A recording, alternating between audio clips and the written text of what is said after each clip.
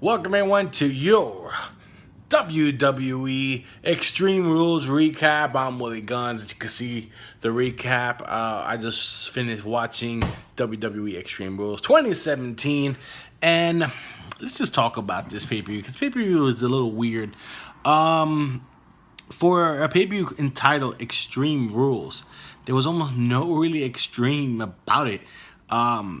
Let's just kick it off. The first match being Ambrose versus The Miz for the Intercontinental title in a can't get DQ, or you could get DQ but you lose the title type of match.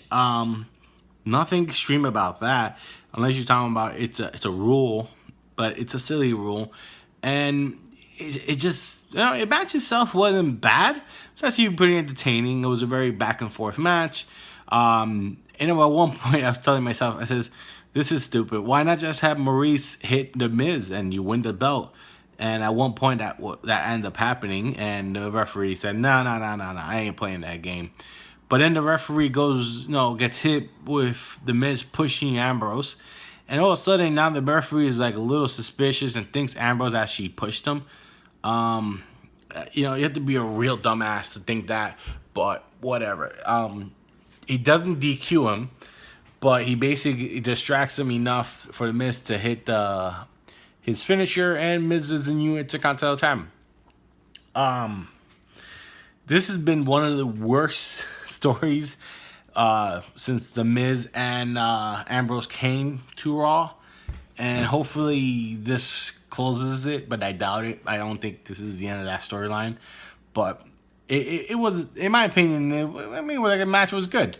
Both guys are good, but to kick off the pay-per-view called Extreme Rules was kind of lame. The crowd wasn't really into it. At one point, they were even cheering the Miz, but the crowd definitely was not into it. I mean, at some point, the crowd did get into it, but it wasn't. It was the wrong match to open an Extreme Rules pay-per-view.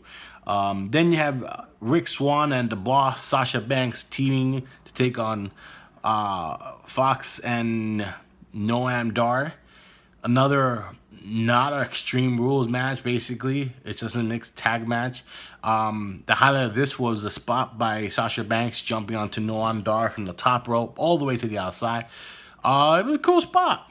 It was a very cool spot. But it was a throwaway match. Nothing special about the match itself. The next match was the Raw's Women's Championship between Alexa Bliss and Bayley. And this is a weird one because I felt this was a one-sided match that Alexa Bliss just easily won. It got to a point where Bayley had the candlestick and hesitated to use it. And I don't know why. It just doesn't make sense. Maybe because she's too friendly of a person. It was just silly. And in a weird way to bury her, I feel, because she had basically almost no offense. This match was a quick offense. There was not quick offense. There was no offense from Bayley, basically. There was an in-ring promo for Elias, I guess the guy who just comes and plays his guitar. Keep that on Raw. This is a pay-per-view. I don't want to see stuff like that. There was nothing on it. The Hardys taking on Cesaro and Sheamus. One of the best matches of the night, and it saw Cesaro and Sheamus win the tag titles. And this is a weird one because the rules in this pay-per-view, which is, some of it didn't make sense. So Jeff Hardy got out of the cage. His 2 feet were already out. He got back in. Does that mean that he no longer stepped out? Because Matt Hardy came out at some point. But, I guess you had to have both feet at the same time.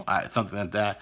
But other than that, it was a good match. It was a good match. And I felt the finish was a little weird because they tried to make it that, maybe they did it almost at the same time. But no, clearly, everyone knew what was gonna happen. As soon as that moment where both Sheamus and Cesaro are on the top of the cage, you knew they were getting out first. Regardless of the door being right there. Neville versus Austin Aries. Great match. He still always put a good match. But when you have a submission match, how can you get DQ'd? I mean, I don't understand that one. I don't understand that one. That one just seems like WWE went with the, well, we're still going to have a traditional wrestling match. It's just not going to be you can't pin. You could lose every other way, but you can't pin. So, no, submission match, but you could lose every other way because there were rope breaks. You couldn't submit the guy outside. The referee was counting. It's just, the rules seem stupid. That's all I'm going to say. The main event, which probably was the match of the night, saw Samoa Joe take the fatal 5-way. He defeated he choked out what's his name, Finn Balor. Finn Balor hit his coup de grace on Roman Reigns, and Joe took advantage. I didn't think that was gonna happen. I didn't think they were gonna give Joe the win, but he got the win. He's the #1 contender, which should lead to an interesting bout with Brock. As for the match itself, I feel WWE needs to stop booking Roman Reigns the way that he is. It's the reason why people don't like Roman Reigns. He seems not like, at one point he gets hit with a corner powerbomb by Seth Rollins, and he just doesn't sell it. Comes out and hits him with the Superman punch. Another one I hated. I just hated Roman Reigns clothesline on the turnbuckles. It felt like there was no energy in them. It was just waving his hands like, it was just bad. But other than that, the match was great itself. There were a good number of spots. Was it better than the SmackDown pay-per-view?